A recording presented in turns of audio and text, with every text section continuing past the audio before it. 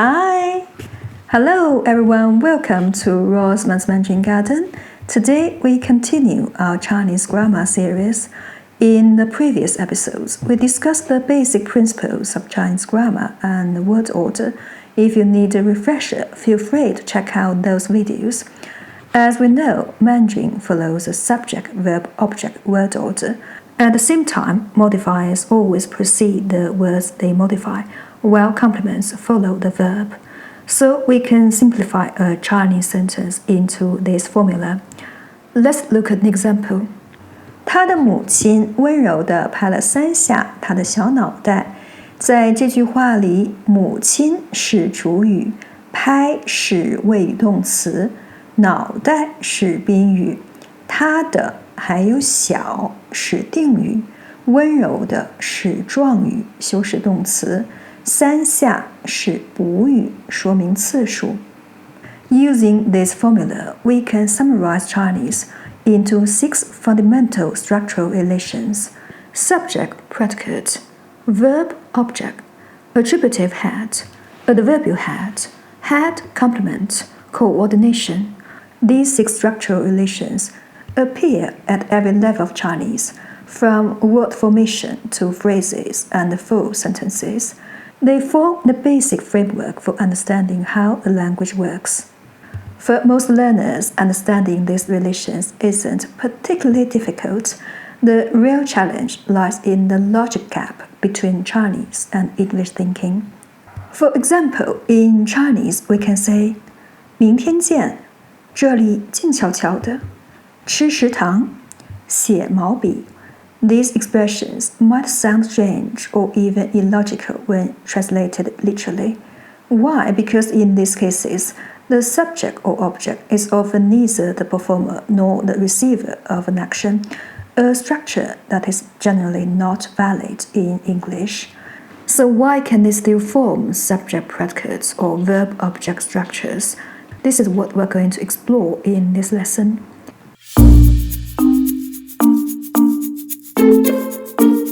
In English, sentences are subject-prominent, meaning you must have a subject. If there isn't a real one, you use a dummy subject, like it or there. Because of this, the semantic relationship between the subject and predicate in English is usually very clear. Chinese, however, is topic-prominent. Here, the subject-predicate is essentially a statement relationship. The subject introduces the topic we are talking about, and the predicate provides a comment on it. The predicate can perform 3 functions: narration, description, and judgment. As a result, the semantic link between the subject and predicate in Chinese can be quite broad. The subject may be the agent of the action, the receiver of an action, or simply a related topic. Let's look at a few examples. 他回家了。他回家了。这句话逻辑很清晰，他是主语，回家是谓语，他是回家这个动作的发出者。但我们看下面这句话，这次考试我考砸了。这次考试我考砸了。这句话就不是正常的英文逻辑了。在这句话里，这次考试是主语，我考砸了是谓语，但主语考试是谓语动词考砸的接收者。还有下面这几个表达：明天见，明天见，这里很冷，这里很冷。这件事也不能怪他，这件事也不能怪他。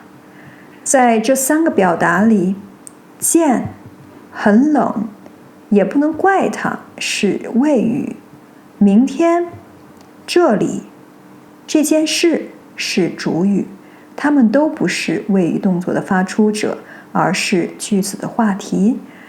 至于句子的哪些内容可以作为话题放在句首当主语，我们在前面的这期内容里讲过，大家可以查看。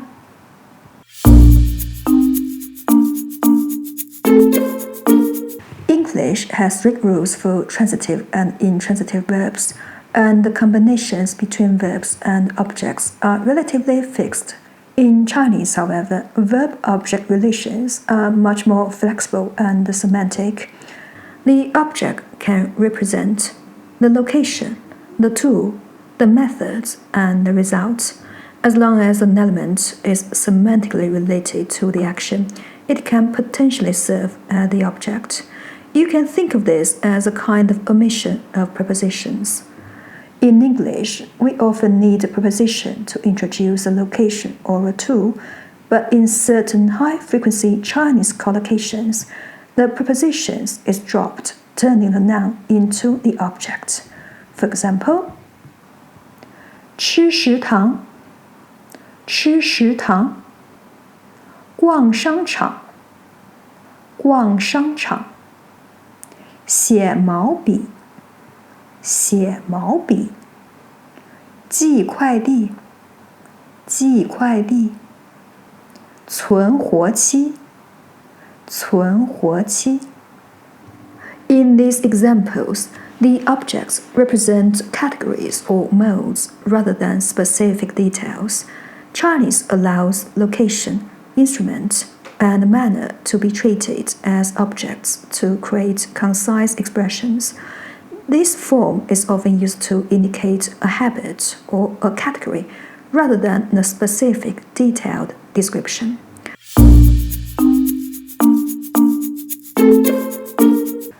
In Chinese, attributives must appear before the words they modify. This position is fixed because word order determines grammatical function. For example, 蓝天, blue sky. This is an attributive head structure. If we reverse the order, 天蓝, it becomes a subject-predicate structure, meaning the sky is blue. Similarly, in the adverbial head structure, the adverbial must appear before the verb or adjective.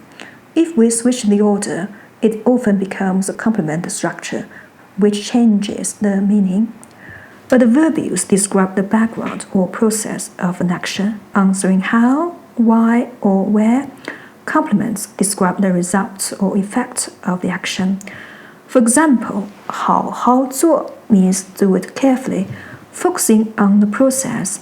做得好 means well done, focusing on the result.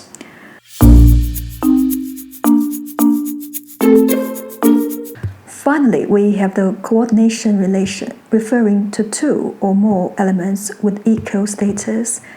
They may be nouns, verbs, adjectives, or pronouns. These six structural relations exist not only in sentences, but also within Chinese words themselves. Let's look at some examples. 地震，地震，日食，日食，雪崩，雪崩，海啸，海啸，年轻，年轻，管家，管家，减肥，减肥，美容，美容，达标，达标，投资，投资，失业，失业，蓝天，蓝天，白云，白云，青草，青草，黑板，黑板，街灯，街灯，电脑，电脑，彻查，彻查，热销，热销，筛选，筛选，粉饰，粉饰，联想，联想，预感，预感，提高，提高，推翻，推翻，戳穿，戳穿，压缩，压缩，改进，改进。When we use coordinate structure to create words, two characters with similar, opposite, or related meanings combine, they can produce three results. First, the word keeps the meaning of both characters. Second, the two characters combine to create a new metaphorical meaning. The third type is a little strange because one of the characters loses its meaning and only supports the other. 治理，治理，收获，收获，寒冷，寒冷，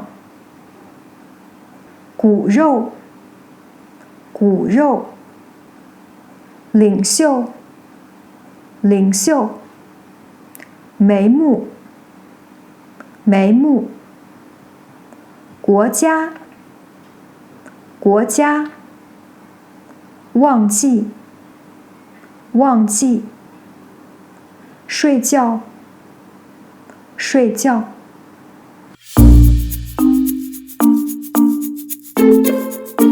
What we discussed today relates to an important concept in linguistics, hypotaxis and parataxis.